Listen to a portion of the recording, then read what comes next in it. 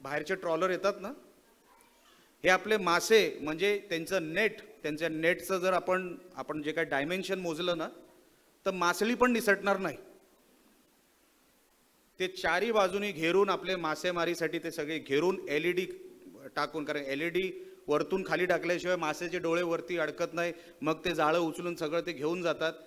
मग आमच्या पारंपरिक मच्छीमारांना मिळणार काय? म्हणून जो काय वाद व्हायचा ना 2014च्या जवळपास, आपल्याला आठवत असेल, जुन्या पत्रकारांना आठवत असेल, वाद का व्हायचा? कारण का काही ठराविक वाव म्हणजे नॉटिकल माईल नंतर तुम्ही तुमची प्रोसेसिंग करा, ह्याच्या नॉटिकल माईल नंतर अगोदर आमच्या पारंपरिकांना करू द्या. ते होत नाही, म्हणून तिथे समुद्रामध्ये होतं. म्हणून आमचा पारंपरिक मच्छीमार हा देशोधडीला लागलाय. त्यांना वाचवलं पाहिजे. त्याच्यासाठी जे काही प्रश्न मी तिकडे उपस्थित केले होते आणि काही आपल्या ह्या चॅनलच्या माध्यमातून पण आपण जर ही मोहीम चालवणार असाल तर ही मोहीम आपल्याला लक्षात ठेवा, पहिलं पारंपरिक मच्छीमारांना आपल्याला वाचवावं लागेल, तरच आपल्याला बाकी हा सगळा जो काय डौलारा आपण जो काय उभा करणार आहे मासेमारीचा, तरच तो वाचणार.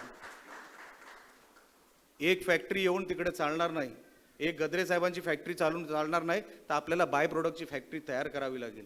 मासेमारी एक प्रोडक्ट म्हणून, एक बिझनेस म्हणून बघितला पाहिजे. आपला कल्चर आहे वगैरे सगळं आहेच, पण एक कल्चर आपलं एक बिझनेस म्हणून पण आपल्याकडे त्याला बघायला लागेल. आता नितेशकडे तो पोर्टफोलिओ आला आहे. आता फिश हार्बर तयार होतील.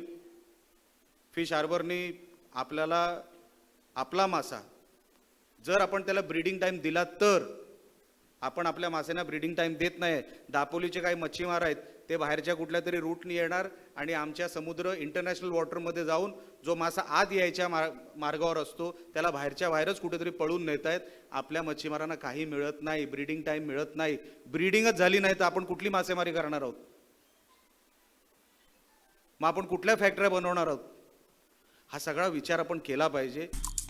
आमचे दिवसभरातले सर्व अपडेट्स, ताज्या घडामोडी आणि थेट लाईव्ह पाहण्यासाठी सबस्क्राईब करा, लाईक करा कोकणचं नंबर 1 महा चॅनल कोकण 7 लाईव्हचं YouTube चॅनल.